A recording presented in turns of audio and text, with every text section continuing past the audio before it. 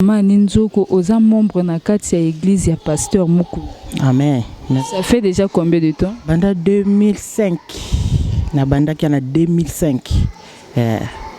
Siko par rapport ya yo mwana ya évêque Mukuna ba marambo ewute ko leka o bisonyo soto yebi, est-ce que o kiko zonga non sima o pesa biso nanu ndenge bo aprena ki nouvelle ngo et puis ba makambo o mwasi wana zala ko loba contre pasteur Mukuna. Makambo nyoso ezao loba déjà na prophétie. Ni tibiso bandimto soto yeba kango avant. Nzambe zo lakisa boy, nzambe zo lakisa boy, tozaka na ba prière, nzambe zo lakisa boy. Mais ne tozao tanga na ba prière, ezaki na sune fête. Mais ti ko kokisa na musuni meza peka na fête. Poto nzambe za banda lakisa biso ngo kala.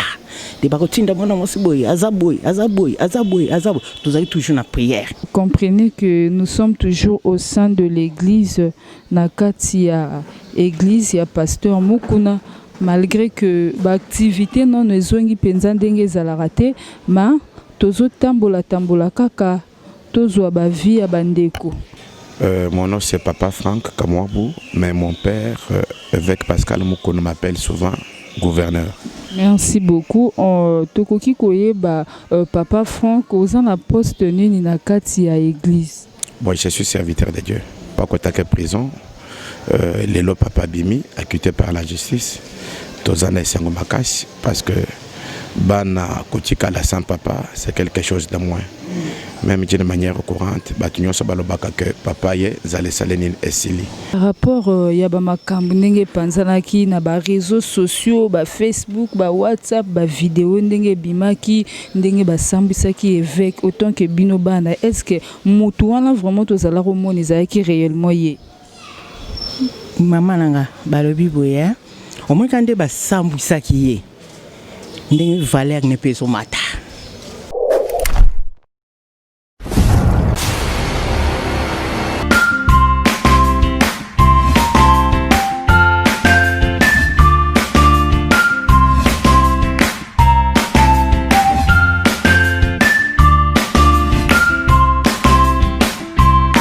Voilà, chers internautes, comprenez que tout ça déjà na kati vraiment, il y a siège vraiment, il y a église, il y a pasteur Mukuna. Donc binomo bozomo na déjà là, tozo kende déjà tous à la bref, tozo déjà maman na kati ya église à s'exprimer vraiment par rapport ya esengo o bazana o pour la libération ya pasteur Mukuna par rapport kaka ya bamaramdenge likaki mbote maman na mbote maman.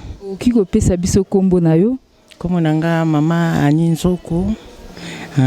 Mama Ani Nzoko, aux membre na kati ya église ya pasteur Mukuna.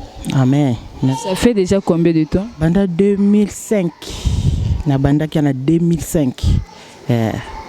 Siko par rapport ya yo mwana ya évêque Mukuna ba marambo ewute ko leka o bisonyo soto yebi, est-ce que o kiko zonga non sima o pesa biso nanu ndenge bo aprena ki nouvelle ngo et puis ba makambo o mwasi wana zala ko loba contre pasteur Mukuna. Makambo nyoso ezao loba déjà na prophétie. Ni tibiso bandimto soto yeba kango avant. Nzambe zo lakisa boy, tozaka na ba prière, nzambe zo lakisa boy. Mais ne tozao tanga na ba prière, ezaki na sune fête.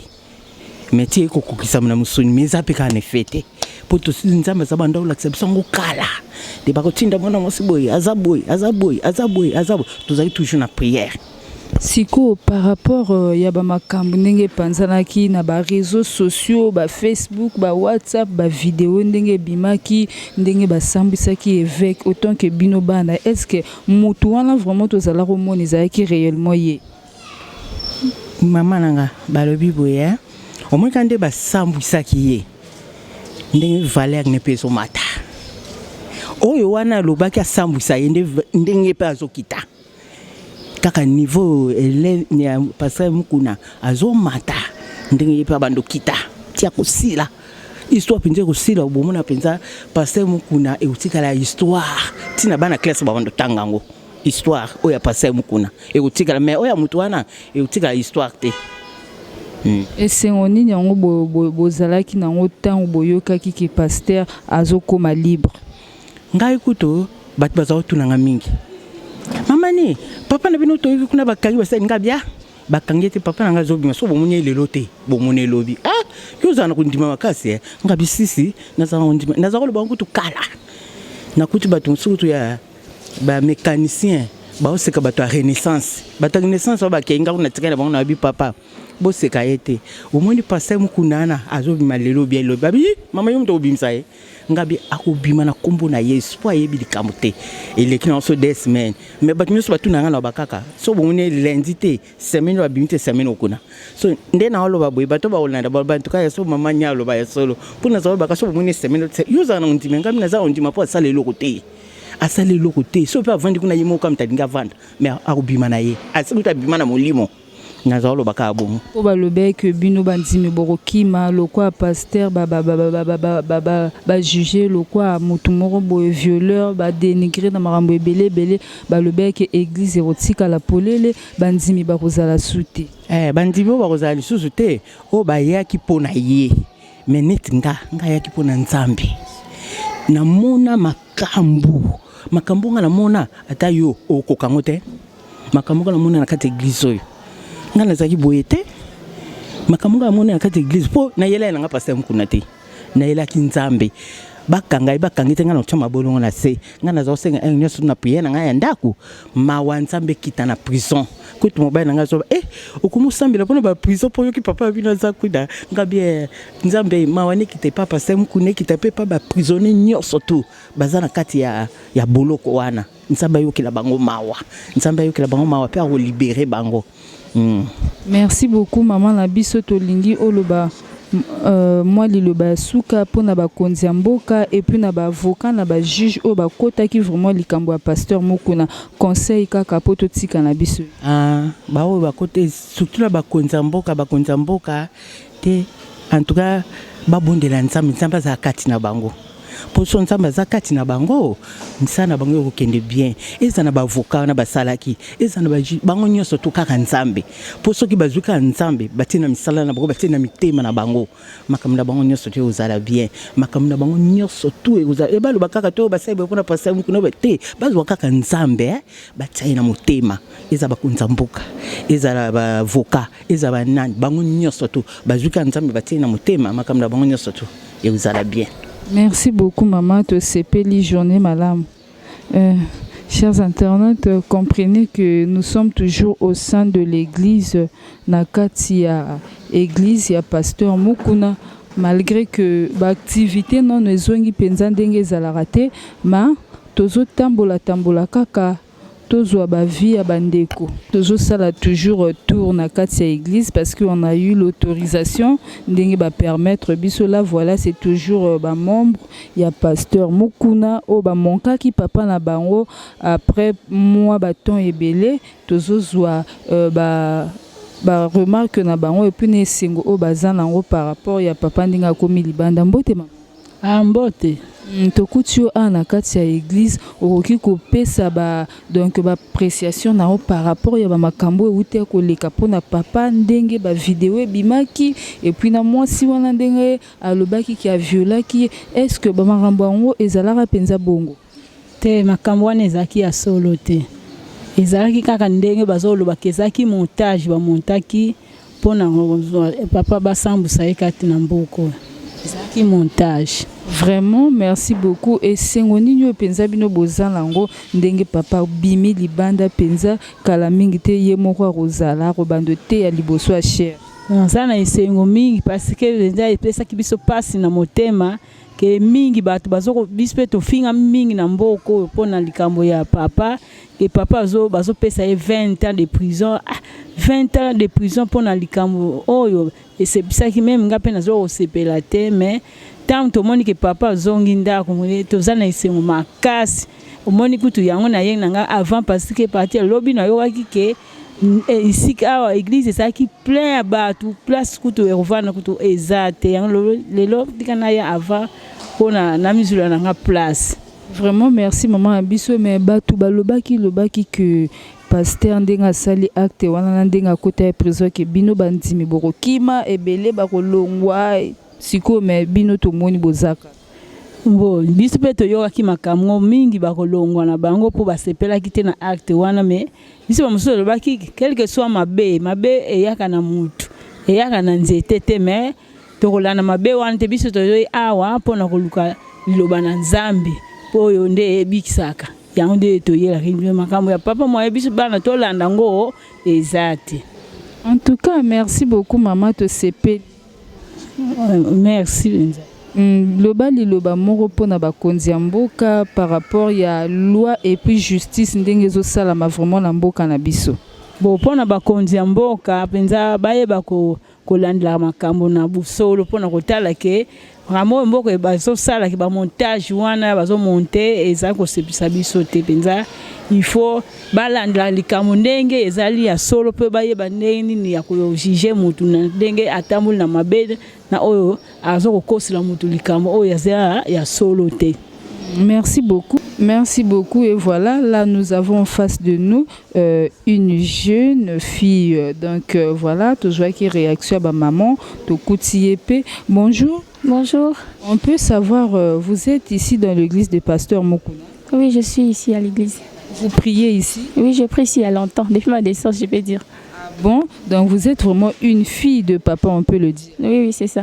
Ok, en fait, pour être un peu bref et puis pour que les autres comprennent, tout le bas moins lingal, hein, pour en fait, par rapport à tous ces événements où il est qui ndeba kosé là qui évêque makambo belé ndenge zaleka oyebi pour na bino no apprendre qui en des. En fait, ezaki surprenant makasi, il est qu'il a biso tokora ki kondimango atamukiete, mais on avait tous les centres les mains de Dieu. Et voilà aujourd'hui, à Soni, notre papa est de retour, on est tellement content de le revoir encore. Vraiment, mais ils ont battu un souper par le bec et boroki ma église pour pasteur à sali ba marambo mo bezala raté à violer, ba publier ba vidéo na yesiko mais bino to moni bozaka. Ah oui, tout ça c'était pour le but il y a que ba salir image à l'église et puis ba détruire ba fidèle au bazar déjà dans la église. Et vu que c'était déjà un plan préparé dans le monde des ténèbres, nous le savions déjà bien avant. Tozaki toujours concentré, Tomi Pesa qui na prière, Tonga qui qu'on s'est laissé faire ou emporter par les ondits des gens, Tomi Pesa qui na présence Nzambeka Kavala et aujourd'hui il nous a rendu victorieux. Merci beaucoup. Une question de curiosité, est-ce que la femme Mami Tiboula propose à la retenir contre évêque par rapport à Mapangu Boebo, est-ce que c'était aussi réel? Sur ça, je n'ai pas vraiment de précisions, mais je ne sais pas si c'est réel ou pas. Que ce soit réel ou pas, il fallait que le Cabon. C'était pas réel aussi. Je laisse tous ces mains entre les mains du Seigneur. Lui-même, il sait comment ils vont s'en charger. Ok, merci beaucoup. Très belle réflexion. Et puis, au Pessibiso Kombo na hote. Dorcas Ngoya. Ok, merci beaucoup Dorcas Ngoya. Bonne journée à toi. Merci beaucoup. Voilà, toujours continuer kaka kolakisa bino oeza réalité ya kati ya église ya papa na biso évêque Mukuna. Là aussi on a trouvé un responsable au sein de l'église, mais beaucoup plus il va se présenter et puis pour quelques minutes pour to kuti bango déjà on peut en prière moyen to interrompre bango ezate. Bonjour pasteur. Bonjour ma journaliste. On peut savoir tokoki koyeba kombo? Mon nom c'est Papa Franck Kamwabou, mais mon père, évêque Pascal Mukono, m'appelle souvent gouverneur. Merci beaucoup. Tokoki koyeba Papa Franck, aux en poste nini na kati ya église. Bon, je suis serviteur de Dieu. Okay. Serviteur de Dieu. On voulait juste avoir la vue par rapport à papa ndenge akotaki prison et puis makambo ndenge komaki ebele ndenge bazala ko salir réputation na, mais aujourd'hui enfin libéré. On peut tout parler, mais la justification est au taquet pananzambe. On n'a pas pourquoi dire. Papa kotaki prison, lelo papa bimi acquitté par la justice. Tozana esango makasi parce que bana kotika la sans papa c'est quelque chose de moins. Même d'une manière courante, que papa est c'est pour vous dire que la présence de notre Père nous apporte encore beaucoup de choses dans nos vies. Mais par rapport à vous aussi, des serviteurs de Dieu, il y avait beaucoup de gens qui parlaient que Papa Ndenga Saliba Marambouana, Église Eko Panzana, Bino Pe Borokende Rosala ya Bino, et puis Banzimi Bakolongwa, mais tout moni Bino Bozakaka, et puis tout moni Pe Église échangé, c'est toujours idem. Non, les gens ne savent pas Yes, le bacana Pierre que tu es Pierre. Et sur cette pierre, je bâtirai mon église. Ce que les gens ne savent pas, l'église est la Kayanzambe. En d'autres termes, je peux dire ceci. Tu es l'évêque Pascal Mukuna. Mais sur cette pierre, moi Jésus, je bâtirai mon église.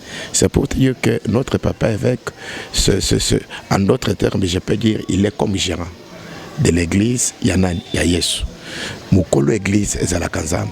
Bato bayaka na église, zambe ne mutu abenga kabango. Parce que la Bible dit que personne ne peut venir à moi si moi Dieu n'a benga qui était.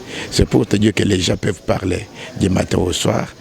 C'est Dieu le responsable de cette église. Il y a mokone mutu atinda kabandimi na yes, c'est ainsi que moni musala na ye, ezaka kalikolo, bandimi bazali, ba serviteur bazali et la stabilité est là. Merci beaucoup, Pasteur Franck, qui nous a bien éclairci à reprendre bien juste un mot de la fin par rapport à l'autorité Nabiso Yamboka et puis juge, avocat au balandela qui dossier à Pasteur Mukuna. Non, tu peux dire merci à l'autorité Yamboka, juge justice Nabiso, parce que oui, Salami Lelo, tout le monde croyait peut-être que l'évêque serait ceci, c'est la main. Justice, c'est quand même qu'il y a quand même l'indépendance, balandeli problème avec toute indépendance. Aujourd'hui, notre papa est acquitté. Nous demandons toujours à la justice. Dans la vérité, c'est la justice qui élève une nation. Vraiment un mot pour la balanzambe nyonso ba obaya kan église pour na kombo ya mutu boye mais na baka ya boye ceux qui ayaki pour na nzambe te kasi ba mususu bazate mais soro yaki pour na nzambe tu resteras toujours dans l'église. Non, vous savez que notre papa n'était pas là. Mais ma prière est bandaki depuis les 16. L'église est là qui plein. Vous savez que nous avons quand même des fidèles qui ont la connaissance de la part des choses. Même Bible que mon peuple périt faute de quoi de connaissances. Je sais que Papa Nanga évêque parce que Pascal Mukuna a déjà bandi mais bazad bien assis, ils ont la connaissance de la chose. Et nazo ibisabang biskanyo sabakolanda bisoke venez, notre papa est déjà libéré. Aujourd'hui pourquoi Baya comme d'habitude va respecter ma programme sa prière et les dieux de mon père sera toujours au rendez-vous. Merci beaucoup. Là, c'était bel et bien l'homme de Dieu qu'on a trouvé au sein de l'église. Naratia église, il y a Pasteur Mukuna. Il nous a au moins accordé quelques temps par rapport à Yabamakambo Wuchikoleka. Et on continue toujours pour na kozwa bavi ya bandeko mususu. Merci.